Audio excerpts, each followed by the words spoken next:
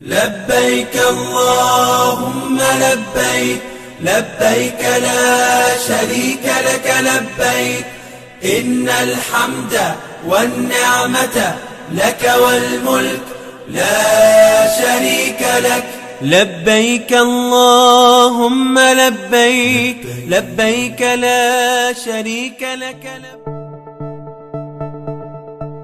Bawaslu Pamekasan mengungkap hasil penyelidikan sementara terkait aksi Gus Miftah yang diduga melakukan money politik atau politik uang. Gus Miftah diduga mengajak massa untuk memilih pasangan Prabowo Gibran saat membagikan uang.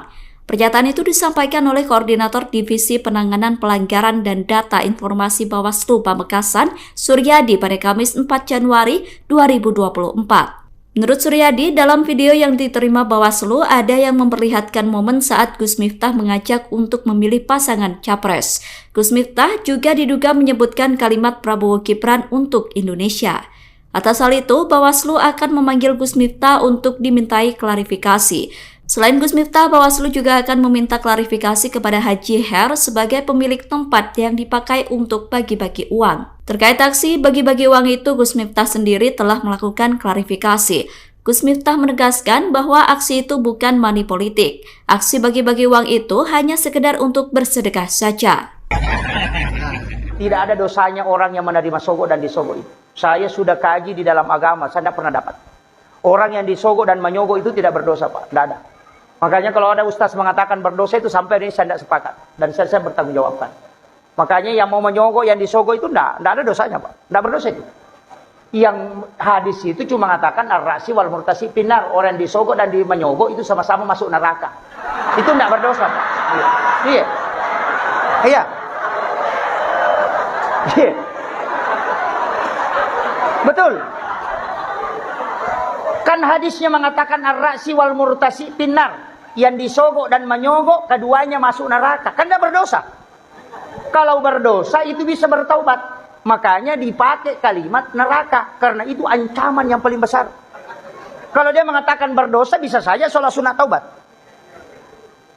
Makanya Allah itu sangat membenci. Kenapa? Karena dia memang tidak inginkan. Assalamualaikum warahmatullahi wabarakatuh. Alhamdulillah wassalatu wassalamu ala rasulillah wa ala alihi wa ashabihi wa man tabi'an bi ihsanin ila yaumil wa ba'd. Ikhwatal iman rahimani wa rahimakumullah. Salah satu nasihat para ulama kita berkaitan dengan agama ini adalah hendaknya seseorang ketika mereka berguru mengambil ilmu agama untuk melihat keberadaan ustadz-ustadz, dai, kiai, habaib yang diambil agamanya tersebut atau diambil ilmunya. Karena kenapa jamaah rahmatullah? Jangan sampai orang-orang yang kita berguru, orang-orang yang kita mengambil agama darinya, ternyata mereka ini adalah orang-orang yang tidak berkompeten berbicara agama. Atau mereka ini adalah dai-dai sekuler. Atau mereka ini adalah dai-dai penyeru ke dalam neraka jahanam. Atau mereka ini adalah dai-dai yang mengikuti hawa-hawa nafsu mereka. Karena tidak sedikit zaman rahmatullah, dewasa ini kita banyak menyaksikan banyak dai yang mengharamkan apa yang dihalalkan Allah, atau sebaliknya mereka menghalalkan apa yang diharamkan Allah tabaraka wa taala. Bahkan tingkah laku mereka, kelakuan mereka ini jauh dari kata Islami. Tidak mengenal sunnah Nabi sallallahu alaihi wasallam, tidak menjaga aturan-aturan Allah tabaraka wa taala. Keblinger mereka ini. Ya, kata orang Jawanya adalah keblinger. Dai-dai yang tidak menjaga muruahnya. Dai-dai yang tidak menjaga marwahnya sebagai seorang dai. Yang seharusnya jamaah rahmatullah, seorang dai itu mempertontonkan adab dan akhlak yang baik kepada mad'unya. Mempertontonkan sikap yang baik. Memberikan contoh yang baik. Mengarahkan mad'unya kepada hal-hal yang dicintai Allah tabaraka wa ta'ala. Bukan perkara-perkara yang dibenci oleh Allah tabaraka wa ta'ala.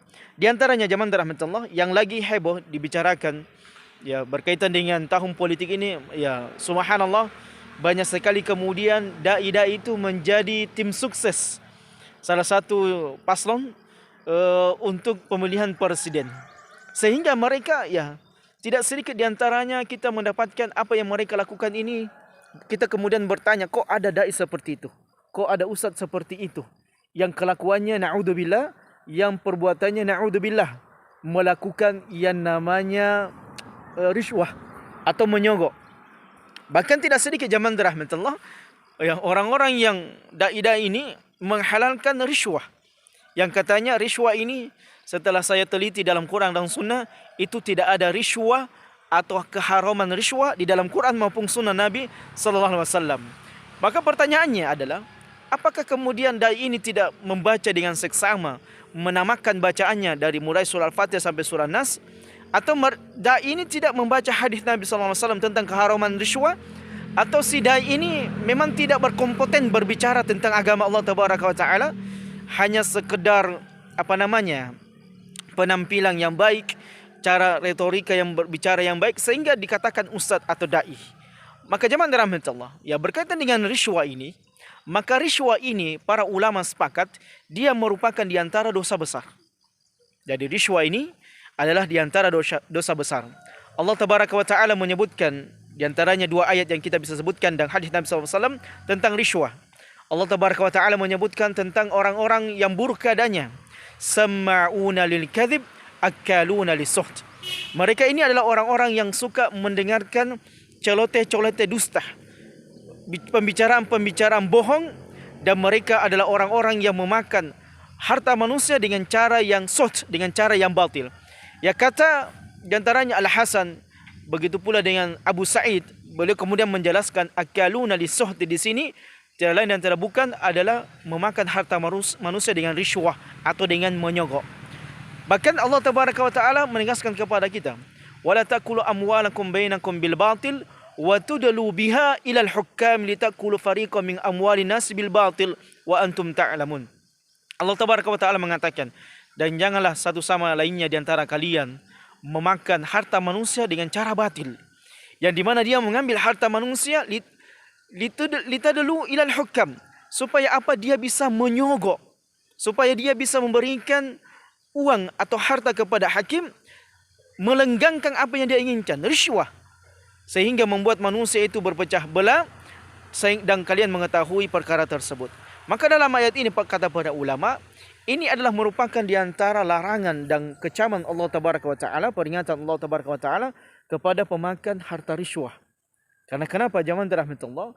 Sebab banyak orang di antara orang-orang yang berduit ini menyalahgunakan apa yang mereka dapatkan dari harta-harta yang mereka kumpulkan.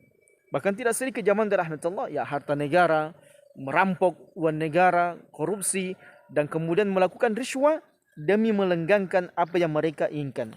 Bahkan tidak sampai di situ zaman rahmatullah. Nabi SAW kemudian mengatakan dalam sebuah hadisnya, sahabat Abdullah bin Amr mengatakan, la'ana Rasulullah SAW ar-rashi wal murtashi. Hadis riwayat Tirmizi dan dihasankan oleh Imam At-Tirmizi. Nabi SAW, Abdullah bin Amr mengatakan, sesungguhnya Nabi SAW melaknat orang yang melakukan riswah, menyogok, dan orang yang memakan harta sogokan. Jadi antum-antum nantinya, ini peringatan di tahun pemilu, yang suka menyogok, yang suka melakukan perbuatan riswah ini, dan antum yang suka menerima riswah, siapapun orangnya nantinya yang memberikan kepada antum harta riswah tersebut, hati-hati. Karena boleh jadi antum di antara orang-orang yang dilaknat oleh Nabi SAW. Dan siapa yang dilaknat oleh Nabi SAW, maka tentunya dia dilaknat oleh Allah Tabaraka wa Ta'ala.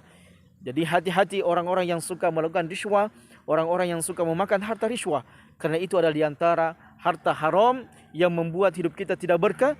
Dan ketahuilah jemaah rahmatullah, siapapun orangnya, apakah dia seorang dai, seorang ustaz, seorang kiai, seorang habib yang melakukan perbuatan riswah, yang kemudian menerima harta riswah, maka sesungguhnya mereka berada di antara ancaman Allah Tabaraka wa Ta'ala, larangan Allah Tabaraka wa Ta'ala, dia memikul dosa besar, dan mereka di antara orang-orang yang dilaknat oleh Nabi SAW. Semoga kita terlindungi dari sifat yang seperti ini, menghalalkan apa yang diharamkan Allah Tabaraka wa Ta'ala, karena ini adalah merupakan di antara sifat tercelahnya orang-orang Yahudi, orang-orang Nasara, di mana mereka kufur kepada Allah Tabaraka wa Ta'ala dengan sifat-sifat yang seperti ini. Dan janganlah kita seperti orang Yahudi dan Nasara yang dilaknat oleh Allah Tabaraka wa Ta'ala, diberikan kemurkaan dari Allah Tabaraka wa Ta'ala kepada mereka, karena mereka adalah orang-orang yang melanggar aturan-aturan Allah Tabaraka wa Ta'ala. Barakallahu fikum. Assalamualaikum warahmatullahi wabarakatuh.